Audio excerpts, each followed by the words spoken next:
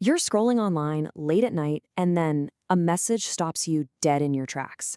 It feels like it was written just for you at the exact moment you needed to see it. Today, we're going deep into one of these powerful digital messages, one that promises a miracle in just 24 hours. We're going to break down how it's built piece by piece and explore why it resonates so deeply with so many. Let's get into it. It all begins with this one sentence. And just listen to that language. It's not a suggestion, it's not an idea, it's a countdown. That word immediately injects a sense of personal urgency. The stakes are set in the first few seconds, aiming to bypass skepticism and just grab your full attention. This is the hook. So first, let's look at the core promise itself. The message immediately frames this moment as a divine appointment. The idea is that you didn't just stumble upon this by accident, you were specifically chosen to see it. This isn't random, it's destiny. Now let's see how that promise is actually constructed. And here's where the architecture gets really clever. It presents this huge, life-changing promise of financial blessing, but then it immediately pairs it with a threat. You're warned that there's an enemy trying to distract you, trying to make you miss the one key instruction you need to unlock it all. This creates this incredibly potent mix of hope and high-stakes focus. You're no longer just passively waiting, you're on a mission. And this is that key instruction. It's so simple, isn't it? It's physical, it's immediate. But this command to go and get your wallet, well, it's more than just a task. It's the moment the central metaphor for the entire message is introduced. Your wallet is about to become a prophetic symbol, the primary tool for the miracle that's coming. Now, a promise this bold needs a foundation to feel credible, right? So the message makes a crucial pivot. It moves from a personal instruction in the present to an ancient precedent, grounding its modern-day claim in a dramatic story from Scripture. It's a classic technique. You link the urgency of right now to the power of the past. The anchor for all of this is the story from 2 Kings chapter 7. So picture this, the city of Samaria is in a total economic collapse. We're talking famine, it's desperate. Then, out of nowhere, the prophet Elisha makes this absolutely shocking decree. The entire economy will reverse itself in just 24 hours. And according to the text, it does. This ancient story becomes the proof, the historical precedent for a God of the sudden. And what's so crucial here is the emphasis on speed. The message zooms in on this point. It doesn't focus on some 10-year recovery plan. It highlights a 24-hour reversal. This directly reinforces its own claim of a sudden miracle. The subtext is crystal clear. If it happened way back then, well, it can happen for you right now, and it can happen just as fast. So with that historical precedent set, the message now gets deeply personal again. It gives you, the viewer, a checklist of tangible signs, real evidence to watch for that will confirm this prophecy is meant specifically for you. The focus shifts from a big general promise to a very personal diagnosis.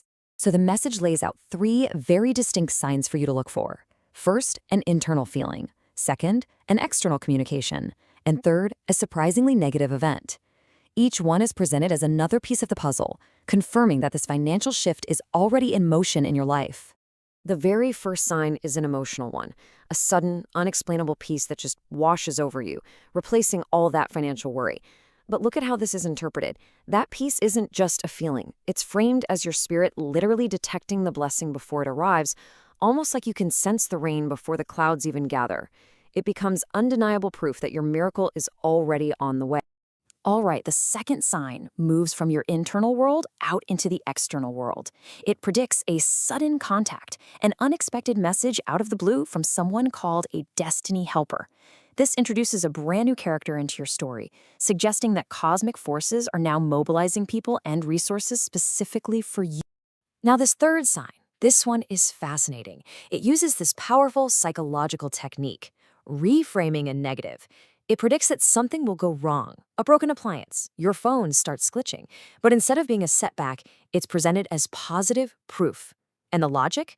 Well, the enemy is attacking your old stuff because he's terrified of the massive upgrade that's about to come into your life.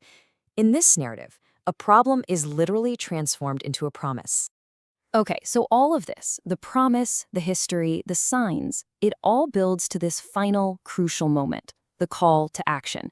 After everything is established, the message gives you the specific instructions you have to follow to activate the blessing. This is what's called the wallet protocol. At this point, your wallet is completely redefined. It's no longer just a place for cards and cash. No, it's elevated to a spiritual symbol, one that represents your capacity to receive. This transformation is absolutely key. A mundane, everyday object becomes a prophetic container, and the simple act of cleaning it becomes a profound spiritual exercise. And a protocol itself? It's a clear two-step process. First, a physical act. You must literally clean out your wallet, removing all the clutter, prophetically making room for new abundance. And second, a verbal act. You must guard your words. You have to stop any language of scarcity and lack, and intentionally start speaking words of prosperity. The idea is to completely change your entire frequency. And to create that final sense of urgency, to make sure you act now, the message uses one last biblical story: the widow who was told to collect empty jars before the miraculous oil appeared. The logic here is incredibly compelling. Preparation has to come before provision. You have to act in faith first. If you wait for proof, you risk missing the miracle entirely. So we've seen the entire architecture, haven't we? From that urgent 24-hour hook all the way to the final simple act of cleaning out a wallet. The message builds credibility with ancient history. It forges a personal connection with very specific signs, and it demands action through a clear, simple protocol. It's a masterclass in digital persuasion, and it really leaves us with a fascinating question. In an age of so much economic uncertainty, what does the massive appeal of a message like this truly reveal about the evolving relationship between our faith, our finances, and our digital lives?